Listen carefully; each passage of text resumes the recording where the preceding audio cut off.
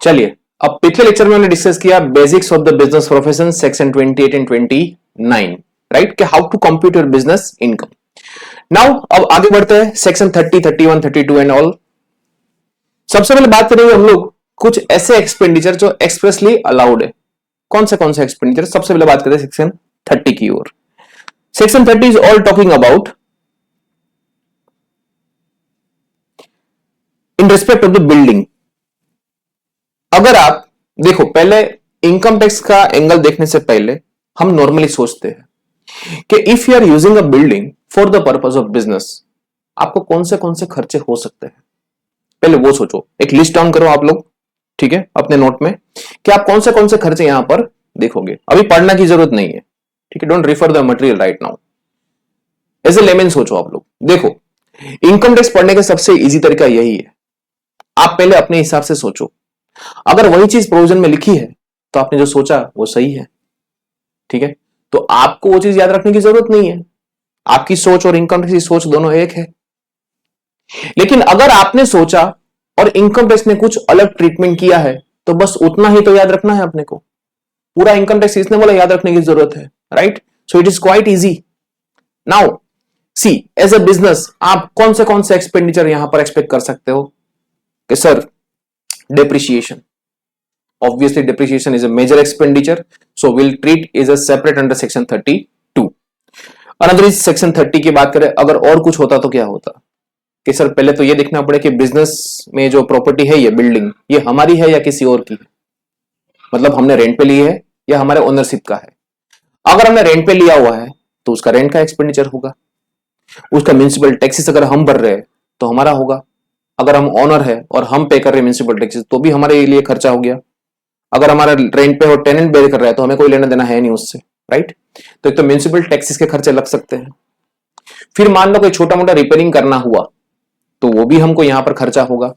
एक चीज याद रखना, income tax always allows revenue nature expenditure. Capital nature का एक्सपेंडिचर अगर हुआ तो वो अलाउड नहीं होगा। तो करंट रिपेयर जिसको बोला जाता है, क्या बोला जाता है? Current repair. तो current repair will be allowed, rent will be allowed, उसके रिगार्डिंग टैक्सेस जो भी भरने वो भी अलाउड है। आपको लगता है अर्थक्वेक आएगा, बिल्डिंग उड़ जाएगी, आपने इंश्योरेंस लेके रखा हुआ है, तो that is also allowed, right? तो ये सारी चीजें आपको यहां पर बिजनेस में अलाउड होगी। लुक, सबसे पहली बात करते हैं इन respect of the rent, rates, taxes, repairs and insurance for the premise use for the purpose of business. एक चीज हमेशा याद रखना, बिल्डिंग आपके बिजनेस में यूज होना जरूरी है। आपका जो घर है, रेसिडेंशियल प्रॉपर्टी, उसका इंश्योरेंस, उसका रेंट, उसका एक्सपेंडिचर जो भी है वो आपको बिजनेस में अलाउड नहीं होगा। So it must be use for the purpose of business, ये बहुत जरूरी है। फाइन। और the profession, the following deduction shall be allowed. As a tenant आपने रेंट पे किया है तो वो अलाउड है। Has taken and bear the cost of the repairs, अगर आप छोटा मोटा रिपेयरिंग करवा रहे हो, ठीक है, बार बार लैंडलॉर्ड को कौन बोलेगा, आपने अगर रिपेयरिंग करवाया हुआ है तो वो भी आपको अलाउड है। Otherwise then as a tenant, अगर आप मालिक है तो current repairs, any sum paid on account of the land revenue, local rates, municipal taxes, insurance premium, जो मैंने आपको बताया वही सब कुछ, ठीक है। Cost of the repairs and the current repairs referred about shall not include any expenditure in the nature of capital expenditure, only revenue nature expenditures are allowed, ठीक है। आपने ऐसा कोई बिल्डिंग में रिपेयरिंग करवाया है जिससे उसकी लाइफ में चेंजेस हो रहे हैं, ठीक है, यूजफुल लाइफ बढ़ रही है, so this is considered as a capital in nature. वो डिसीजन आपको अकाउंटिंग टर्मिनोलॉजी के हिसाब से लेना पड़ेगा। So it is a capital nature expenditure then it is not allowed, but it is a current nature expenditure then it is a allowable expenditures. उसके बाद बात करते हैं कि अगर आपने कोई प्रॉपर्टी सबलेट की है of the part of the premise, only net amount that is rent paid minus rent received, क्या है समझते हैं। फॉर एग्जांपल, मान लो कोई पर्सन है आरके, रणबीर कपूर, उसने अपने दिल में जगह दी है, दिल में नहीं बट घर में, सॉरी, आलिया भट्ट को, ठीक है। तो यहां पर ये हुआ ओनर, ये हुई टेनेंट नंबर 1, ठीक है। अब रेंट का खर्चा यहां पर आ रहा है फॉर एग्जांपल 40,000 रुपए पर मंथ, अब आलिया भट्ट जब भी रणवीर को रेंट पे करेगी वो 40,000 अपना एक्सपेंस क्लेम करेगी, ठीक है। अब मान लो उसने जो ऑफिस रेंट पे ली है उसमें से छोटा सा एक टुकड़ा उसने दे दिया है फॉर एग्जाम्पल आरएस को, रणवीर सिंह सॉरी नॉट रणवीर सिंह, ठीक है। रणवीर सिंह को उसने रेंट पे दिया हुआ है और वहां से उसको 10,000 रुपीज का रेंट मिल रहा है। ये हो गया सब टेनेंट, क्या बोलेंगे इसको, सब टेनेंट। अब यहां पर देखना क्या हुआ, Alia will claim 40,000 as a expenditure और 10,000 उसको इनकम हो रही है। इनकम टैक्स ने बोला यार तू ये सब झंझट छोड़ो यार, तुमको नेट कितने में पड़ रहा है, बोला देखो 40 का मेरा खर्चा और 10 की मेरी इनकम, मेरे को नेट पड़ रहा है 30,000 में। तो आपको यहां पर खाली नेट अमाउंट ही ध्यान में रखनी है, बहुत सिंपल सा हिसाब, ठीक है। अगर आप सबलेट करते हो तो नाउ यू होप कि आप लोग समझ गए वो सबलेट क्या होगा वो। फिर notional rent shall not be allowed as a deduction to the owner. अब आपने कंसेप्ट पढ़ा हुआ अपॉर्चुनिटी कॉस्ट का कि आपको ये चीज जोड़नी चाहिए। आप अगर खुद से कुछ काम करते हो और किसी और को अगर आप कहीं और आप काम करते हो तो आप कितना कमाते हो वो भी आपको ध्यान में लेना चाहिए एज ए एक्सपेंडिचर। आपको ये चीज जब आप डिसीजन मेकिंग करते हो सब चीजों को ध्यान में रखना चाहिए। इनकम टैक्स बोलता है वो सब उसमें रखना, यहां पर अलाउड नहीं है। मतलब कैसा हो गया देखो ना आप लोग, नॉशनल रेंट मतलब क्या हुआ, मान लो ऑफिस का मालिक मैं हूं, अब होगा क्या कि अपनी जेब से यहां पर रेंट निकाला 10,000 रुपए, इस हाथ से रेंट निकाला इस हाथ को दे दिया और वापस चला गया। खुद से ही खुद की कमाई तुमको कैसा हो सकती है, fine, self love not possible in this case, right. तो notional rent is not allowed. उसके बाद rent pay to the partner by firm shall be allowed as deduction. अब देखो partner and partnership firm is a different. अब मान लो partner ने अपना office partnership firm को दिया हुआ है चलाने के लिए, तो उस केस में अगर फर्म रेंट पे कर रही है पार्टनर को तो वो अलाउड है, कोई इश्यू नहीं है उसमें, right. That is allowed as deduction. Where the premise used partly for the purpose of business and partly for the other purpose, then proportionate expense। मान लो 40% पर्सनल है 60% बिजनेस है तो 40-60 के रेशियो में आपको सारे खर्चे बांट देने हैं। Simple, clear. Next is a similar kind of provision that is for machinery plant and furniture। ऊपर जो हमने पढ़ा था that was about building। अब similar same to same provision किसके लिए है, machinery plant and furniture. Look, in respect of the repairs and insurance of the machinery plant and furniture used for the purpose of business or the profession। मतलब क्या है कि आप अपने business में जो भी plant and machinery furniture etcetera जो भी आप यूज करते हो, ठीक है, ये सारे के सारे खर्चे आपको अलाउड है। कौन से मशीनरी खराब हो गई आपने उसको रिपेयरिंग करवाया, उसमें भी ध्यान रखना है करंट रिपेयर होना चाहिए, कैपिटल रिपेयर नहीं। दूसरा मशीनरी का डेप्रिसिएशन, वो हम लोग सेक्शन 32 में डील करेंगे उसके बारे में। आपने मशीनरी का इंश्योरेंस लेके रखा है तो उसके रिगार्डिंग आपको जो भी खर्चा होगा वो अलाउड होगा। मशीनरी आपका नहीं, आपने रेंट पे लिया हुआ है तो मशीनरी का रेंट आपको अलाउड होगा। ठीक, सिंपल, क्लियर। चलिए, तो यहां पर फिर कुछ स्पेयर पार्ट आपने लेके रखे हैं, दैट शुड बी ना not capital in nature but current in nature. तो वैसा कोई भी आपने स्पेयर में कुछ रखा हुआ है तो वो भी आपका कंसीडर यहां पर हो जाएगा। लुक, द वर्ड यूज्ड, अब पहली बात है कि मशीनरी यहां पर आपके बिजनेस में यूज होना जरूरी है। If you are not using machinery for the purpose of business then expenditure will not be allowed. अब सर ये यूज का मतलब क्या हुआ? यूज यहां पर इंक्लूड करता है passive use also and kept ready to use. अब जैसे मैंने आपको बताया स्पेयर व्हील, जैसे गाड़ी में स्पेयर व्हील होता है ना, वैसे हमने कोई एक छोटा सा पार्ट स्पेयर में रखा हुआ है तो क्या उसका भी खर्चा आपको अलाउड होगा? Answer is yes, but sir वो अभी यूज नहीं कर रहे हैं, बट हमने उसको रेडी टू यूज रखा है कि जब जरूरत पड़ेगी तब उसको यूज करेंगे। जैसे फायर एक्सटिंग्विशर आपके होते हैं। अब देखो फायर एक्सटिंग्विशर की जरूरत कब पड़ेगी? जब आग लगेगी तब ना, तब तक तो वो अनयूज नहीं रहेंगे ना। ऐसा थोड़ी ना कर सकते छोटा छोटा ऐसा आग लगाकर और रोज बुझाते जाएंगे। भाई पहले सुबह आपकी ये काम करना है, छोटा सा आग लगाओ, एक्सटिंग्विशर से बुझाओ उसको, बस यूज हो गया। भाई यूज होना जरूरी है, कैमरे में दिखा देना आपको, देखो भाई हमने यूज किया हुआ। So it is not like this, right? If it is kept ready to use, then it is also allowed as a expenditure. Even if asset use for the part of the previous year, the assessee can claim the full deduction. ये बहुत अच्छा provision है। Accounting में हम लोग क्या करते हैं? अकाउंटिंग में हम लोग उसको सेग्रीगेट कर देते हैं, लेकिन यहां पर बहुत अच्छी चीज है। मान लो आपने 29 मार्च को कोई एसेट खरीदी है, 29 मार्च को एक दिन यूज किया, मान लो अब उसमें खर्चा हो, या फिर आपने उस दिन आपको प्रीमियम लिया उसका, ठीक है, या फिर उसमें कुछ रिपेयरिंग का खर्चा आ गया, 10,000 रुपए का आपने पेमेंट किया, 2 ही दिन मशीन यूज हुआ है, पूरा साल यूज भी नहीं हुआ है, तो भी आपको पूरा का पूरा खर्चा अलाउड होगा। सिंपल, समझे? क्लियर हुआ? So even if it is use for the part of the previous year, it is also allowed as a deduction. देन उसके बाद करा है बात, repair includes renovation renewal of the asset but does not include replacement और reconstruction. मैंने आपको बताया ना कि भाई करंट नेचर का खर्चा होना चाहिए, कैपिटल नेचर का अलाउड नहीं होगा। Where the machineries, plant and furniture use partly for the purpose of business and partly for the other purpose, तो ये हमने ऑलरेडी डिस्कस यहां पर कर चुके हैं। ठीक है, अब कुछ क्वेश्चन आंसर की ओर जाते हैं हम लोग। लुक, क्या बोलता है क्वेश्चन आंसर्स? पहला क्वेश्चन बोल रहा है what is an adventure in nature of trade, state the factor which are relevant for deciding the transactions, कि ये adventure in nature of trade है कि नहीं है। ठीक, चलिए समझते हैं इसको।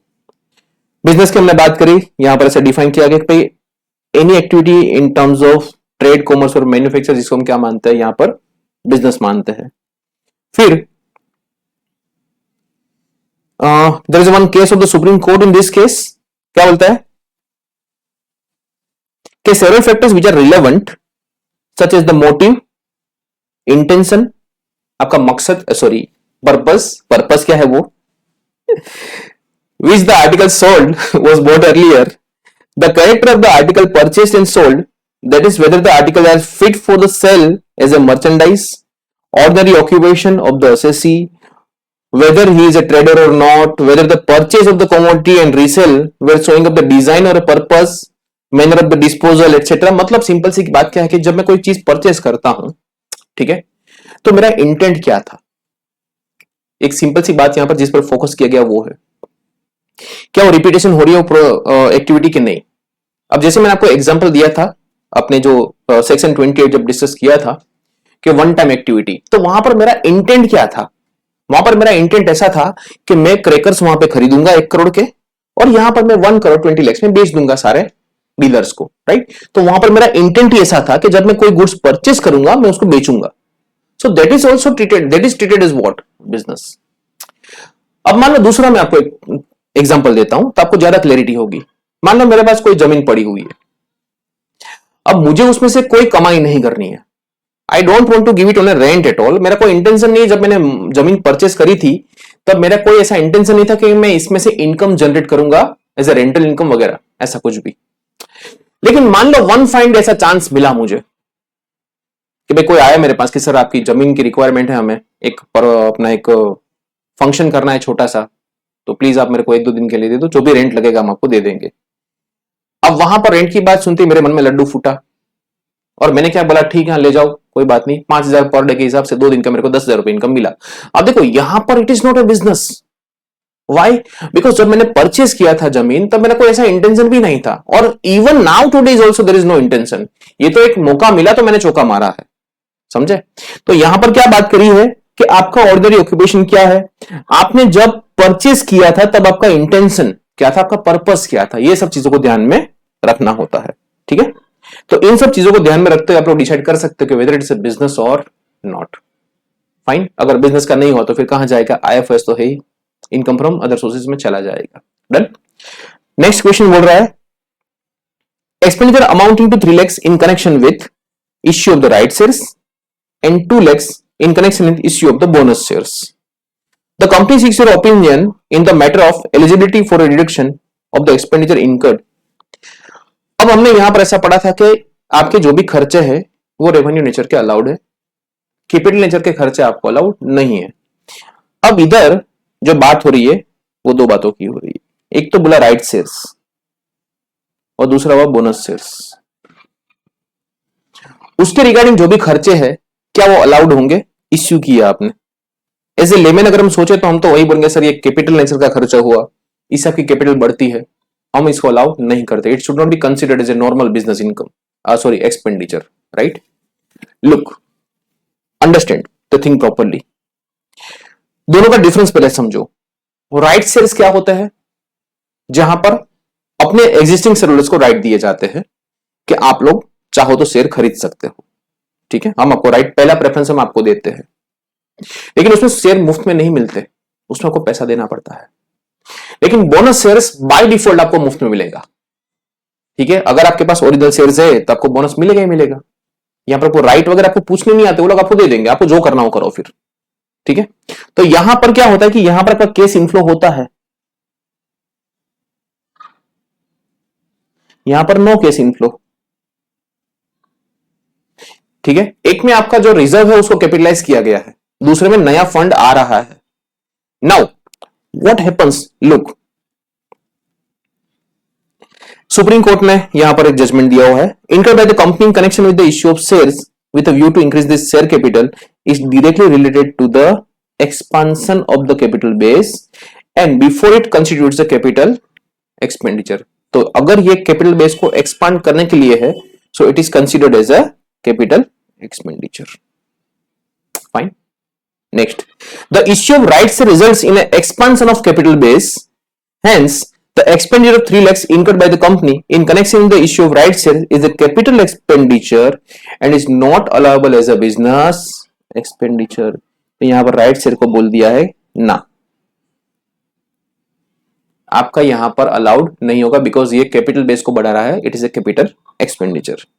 Now what says about bonus shares, does not result in an inflow of the fresh funds or the increase in a capital employed, it merely capitalization of the reserves, the total fund available with the company is it as it is, structure will remain the same on issue of the bonus shares। the Supreme Court in CIT versus General Insurance Corporation क्या बोलता है, that the effect of the issue of bonus shares and ruled that the expenditure incurred in connection with the issue of bonus shares were allowable as revenue expenditure, hence bonus shares का खर्चा जो हुआ वो क्या हुआ, revenue nature हुआ। अब देखो यहां पर इनकम टैक्स हर एक चीज को डिफाइन नहीं कर सकता, तो that's why they are suppose to consider the nature of the transactions to determine whether it is a capital और रेवेन्यू। डन, चलिए आगे बढ़ते हैं। Question number 3, examine the taxability or the allowability of or otherwise in the following cases while computing the income under that PGBP। Income BGBP के अंदर आएगी कि नहीं आएगी उसकी बात कर रहे हैं। Look, amount received towards the power subsidy with a stipulation that the same is to be adjusted in the electricity bills। अब आपको पावर सब्सिडी मिली हुई है और यहां पर क्या बात करी है कि ये आपके इलेक्ट्रिसिटी बिल के साथ एडजस्ट कर लिया जाएगा, मतलब आपको फायदा हो रहा है। आपको मान लो 15,000 का बिल आ रहा है, 3,000 रुपए का सब्सिडी मिल गया, अब आपको बिल भरना पड़ रहा है खाली 12,000 का।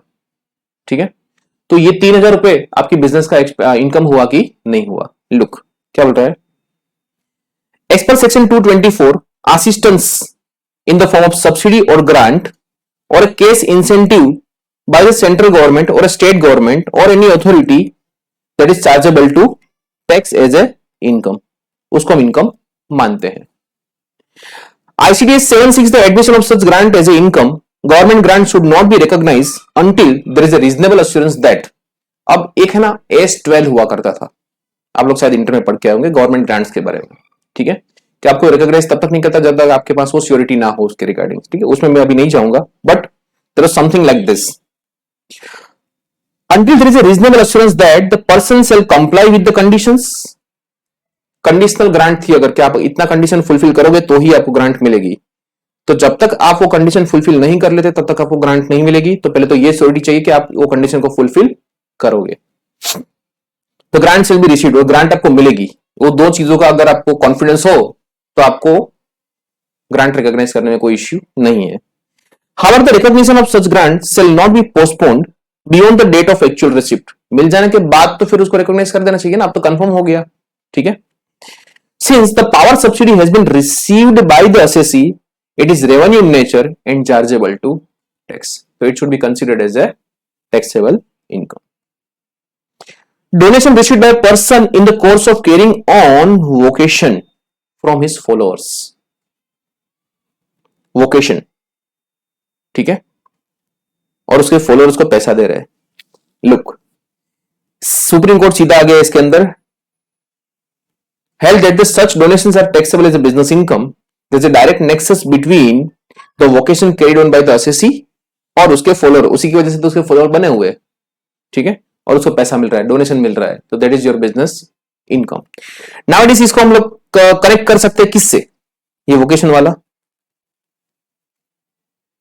For the furtherance of his object, किससे हम लोग कनेक्ट कर सकते हैं इसको? सोशल मीडिया जानते हो आप लोग, इंस्टाग्राम वगैरह, फॉलोअर्स उसमें आप होते हैं किसी के, राइट? मान लो कोई ऐसा इन्फ्लुएंसर है और आप उसको फॉलो कर रहे हो, आपको उसकी एक्टिविटी अच्छी लगी कि भाई अच्छा काम कर रहा है तू, और जरूरत पड़े तो मैं हूं तेरे लिए, चिंता मत कर, आपने उसको फंड दिया कुछ, तो वो फंड उसके लिए बिजनेस है, ठीक है? दैट इज अ वोकेशन, ठीक है? So that is treated as a income. उसके बाद बात करी है profit derived by the assessee engage in carrying on a business as a dealers in the shares, share खरीदने और बेचने का उसका बिजनेस है, बिजनेस, हाँ। On the exchange of his shares held as a stock in trade of one company with the shares of another company. अब वो क्या कर रहा है, अपने शेयर्स को एक्सचेंज कर रहा है, तो क्या वो इनकम मानी जाएगी? Look, the difference between price of the shares of the first company and the market value of the shares of the new company, उसको जो नए शेयर्स मिले उसकी मार्केट वैल्यू कितनी थी वो, और उसने जो अपने शेयर्स थे वो खरीदे कितने में थे? मान लो उसने अपने शेयर 10 लाख में खरीदे हैं, सामने जो नई कंपनी के शेयर्स मिल रहे हैं वो 15 लाख के हैं, तो 5 लाख का फायदा हुआ, right? Such exchange is to be treated as a profit, तो 10 लाख और 5 लाख, सॉरी 10 लाख और 15 लाख, 5 लाख का फायदा, डन? मतलब अगर आप किसी चीज को एक्सचेंज में लेके जा रहे हैं तो नया जो इनकम, नया जो असेट आ रहा है सॉरी नया गुड्स जो आ रहा है, उसकी फेयर मार्केट वैल्यू आपको ध्यान में लेनी होती है, ठीक है?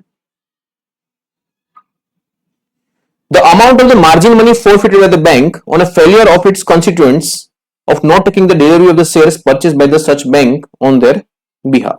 Look, क्या बोलता है? Since the bank is purchasing shares on behalf of the constituents, मतलब मान लो मेरे behalf पे कोई बैंक शेयर्स परचेस कर रहा है, the forfeiture of the margin money by the bank from the constituents for not paying the balance amount of the purchase price and not taking the delivery of the shares. अब हुआ क्या कि मैंने 2 लाख का margin भर के रखा हुआ था, बराबर?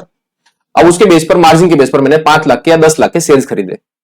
अब बैंक ने मेरे को बोला कि भाई बाकी के 8 लाख चुका दो, चलो मैं उसका ध्यान नहीं दे रहा हूं उसके ऊपर, तो उसने क्या किया कि जो 2 लाख जो मेरा मार्जिन मनी था उसने फॉरफिट कर लिया, मैंने 8 लाख नहीं दिया, शेयर्स की डिलीवरी भी नहीं ली, तो उसने क्या करा, मेरा मार्जिन था उसने फॉरफिट कर लिया, तो उसको क्या ट्रीट करेंगे?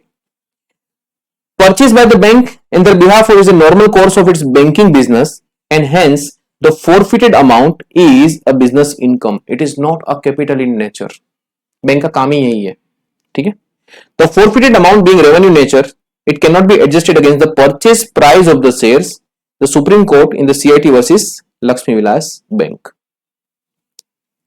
उसके बाद S Limited receives a sum of rupees 10 lakhs from the K Limited for agreeing not to carry on any business relating to the computer software in India for the next 3 years. याद करो, non compete fees, वही आ गया, काम ना करने का पैसा, done? So this is chargeable as a business income, done? चलिए,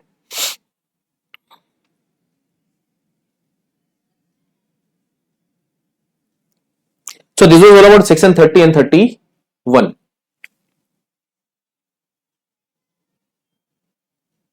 चलिए बाकी कहानी हम लोग पढ़ते हैं आगे के सेशन में।